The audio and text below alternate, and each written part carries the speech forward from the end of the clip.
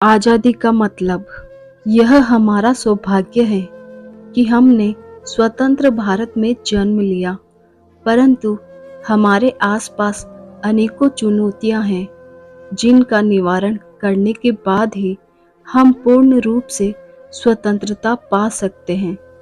रोहित और नीरज पापा से पैसे लेकर बाजार की तरफ जा रहे थे क्योंकि उन्हें इस स्वतंत्रता दिवस 15 अगस्त के अवसर पर देश का तिरंगा झंडे खरीदने थे। इस 15 अगस्त के दिन हमारा घर सबसे अच्छा दिखेगा। वे आपस में बातें करते हुए खुशी खुशी दुकान की तरफ जा रहे थे। तभी रोहित और नीरज की नज़र एक लड़के पर पड़ी जो वेशभूषा से भिखारी लग रहा था, परंतु वह भिखारी नहीं था।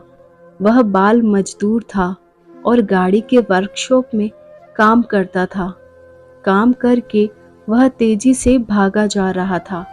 चलो इसका पीछा करते हैं, देखते हैं कहाँ जा रहा है, रोहित ने कहा।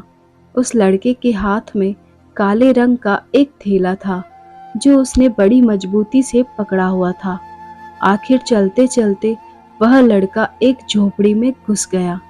रोहित और नीरज भी उसके पीछे पीछे झोपड़ी के पास आकर रुक गए और उस लड़के के बाहर आने का इंतजार करने लगे। इतने में झोपड़ी के अंदर से कुछ आवाजें आने लगी।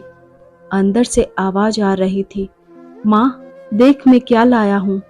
उस लड़के ने अपनी माँ को कहा, देख तेरी बहन भूखी बीमार पड़ी है, जो कुछ लाया उसे दे दे। उस लड़के की माँ ने कहा, नहीं माँ, इसमें खाना नहीं है। लड़के ने जवाब दिया, उफ, क्या तुम्हें दिन भर काम करके इतने पैसे भी नहीं मिले कि हम एक वक्त का खाना खा सके। माँ ने कहा। उस लड़के ने थैले से कुछ झंडे निकाले और माँ की तरफ बढ़ाया। माँ यह देखो, अब यह बेकार रंगीले कागज क्यों उठा लाया, हमारे किस काम के। यह बेकार कागज नहीं है माँ, यह हमारे भारत देश का तिरंगा झंडा है। मैंने यह झंडे खरीदने के लिए कितने जतन किए, कितनों के आगे हाथ फैलाए। उस लड़के ने अपनी माँ को बताया, अरे बेटा, तुमने यह सब क्यों किया। आखिर इस देश ने हमें दिया ही क्या, सिवाय गरीबी एवं भूखमरी के। यह देश सिर्फ पूंजीपतियों का है। इन झंडों की अपेक्षा हमें 2 वक्त की रोटी अधिक महत्व रखती है बेटा। कम से कम हमारा पेट तो भरेगा।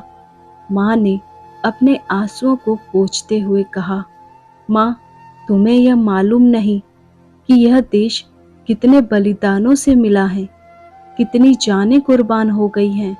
हमें इसलिए इसका आभास नहीं है क्योंकि हमने कोई बलिदान नहीं दिया है। यदि आज हम स्वतंत्र नहीं होते तो किसी अंग्रेज के जूते साफ कर रहे होते।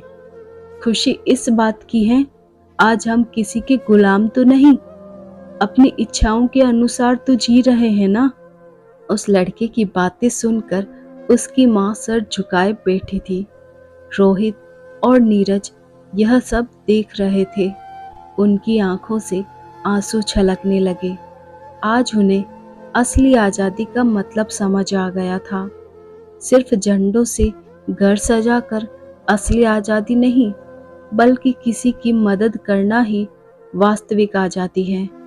और दोनों ने उन पैसों से खाना खरीदा और उस लड़के के घर की तरफ चल दिए। उनके मन में एक ही बात घूम रही थी कि हम उस दिए की रक्षा करना भूल गए हैं, जिस दिए को हमने वीरों ने तेज आंधियों में भी बुझने नहीं दिया था। आज उन्हें असली खुशी 15 अगस्त मनाते हुए हो रही थी। यह सत्य है कि अधिकांश गरीब एवं अशिक्षित माता पिता अपने बच्चों को काम करने पर प्राथमिकता देते हैं क्योंकि उनके पास आय का कोई मूल स्रोत नहीं है। उनके बच्चों को शिक्षित करने के लिए सीमित संसाधन नहीं है। बाल श्रम, अज्ञानता और अशिक्षा के कारण हिंदुस्तान की भावी पीढ़ियों को नष्ट कर सकता है।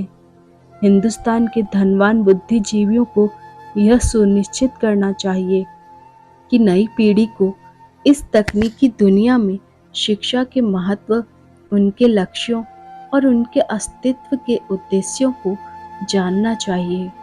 बच्चों को शिक्षित होना चाहिए, क्योंकि उचित शिक्षा से उन्हें अपने विचारों और अपने देश के मूल्यों की समझ मिलती है। जय हिंद, जय भारत।